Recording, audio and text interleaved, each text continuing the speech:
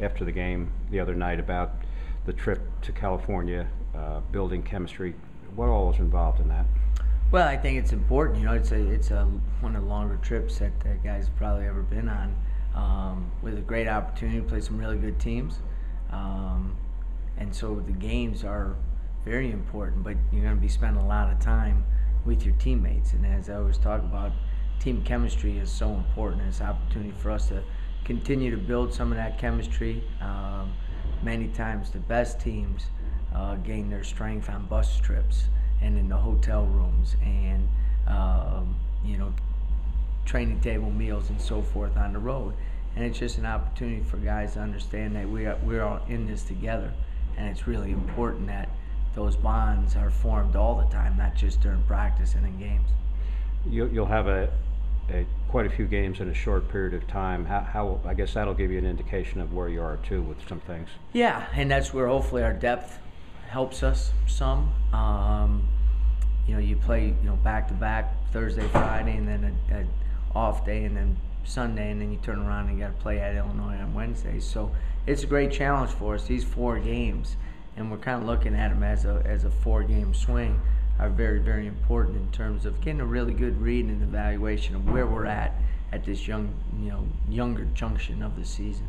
With little or no time between games, how do you prepare for the next team? Well, we do a lot of walkthrough stuff in the hotel. You got to make sure your bodies are ready to go. So we'll do a lot of recovery stuff, rehabbing and stretching and different things like that. You don't get a lot of practice time in between. So it's important that through film work, through walkthroughs, especially with a younger team, they get a really good feel for how we need to play without actually going out and performing it in practice.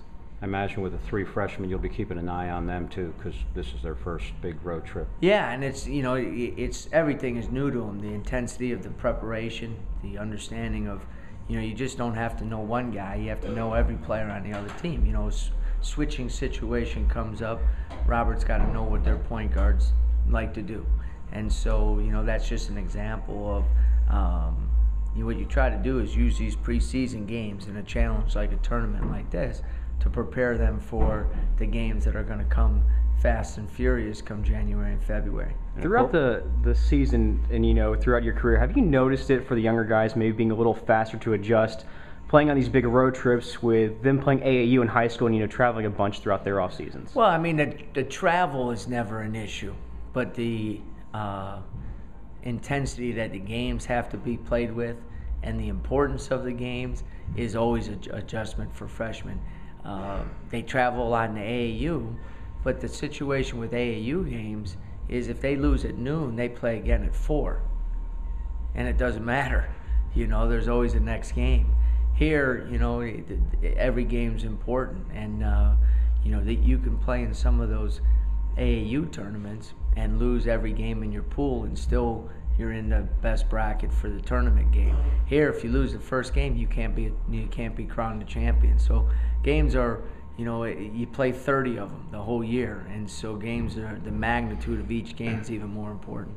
You've mentioned in the past about the high IQ of the freshmen. I guess that'll make it a little easier to adapt from game to game in a short period of time. Well, we hope so. We hope that they're able to use that pretty good basketball knowledge in terms of their preparation for the next game with quick turnarounds. And obviously our preparation changes a little bit when you play in the next day. You can't get as detailed, so you really streamline the objectives of the game. And of course in this tournament there'll be some teams that you're not too familiar with, and maybe a team like Xavier that you are familiar with in terms of preparation. Yeah, and they're a completely different team than they were 2 years ago the last time we played them. We played them in the 8-10 semifinals or quarterfinals and won. They're that much different, lot of different players. There's a couple guys that are still around. But when you look at them, obviously they have had an unbelievable 10-year run, so quality team that you're going to have to play your best basketball in order to be successful against them. This is the time of the year where you maybe see some teams struggle that won't be struggling later on in the year. Rice lost a game earlier in the year. What do you see from them? Well, they're a much different team than what was on the schedule 2 months ago. with 2 starters transferring out in the last 2 months. Much different team, not as big, much more guard orientated. Many times they'll play 4 guards. So our defense is going to be tested, our principles of guarding the basketball and our help defense and so forth. They're averaging just under 23 threes a game, so they're shooting a lot from the perimeter as well. So our big guys, where I think we might have an advantage on the other end defensively, are going to have to do a really good job of guarding on the perimeter. And I guess that looking at the other teams in the tournament, your size should be an advantage against a lot of those teams, I would think. Well, you look at it. Cal obviously is a great tradition, great coach. They're very, very good. Drake's had some great success over the last few years. That would be our second round opponents. And I haven't even really looked at the other side of the bracket. Right. I mean, when you're in the position we're at right now, the head coach concentrates solely on Rice, and that's it. And the assistants are already preparing for the other games. But right now, I couldn't tell you 5 starters on anybody else on the other side of the bracket, because we're not in a position. We need to make sure we take care of the next game. And then the Big Ten Challenge, there's been some changes there with your opponent.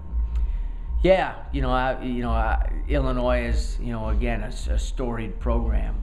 They got a lot of good players coming back. Now, they just were a team that never connected together last year. It wasn't for lack of talent. And I think they're in the same position now. The coach that I'm familiar with, a very good coach, does a great job. Obviously, had great NCAA tournament runs at Ohio U.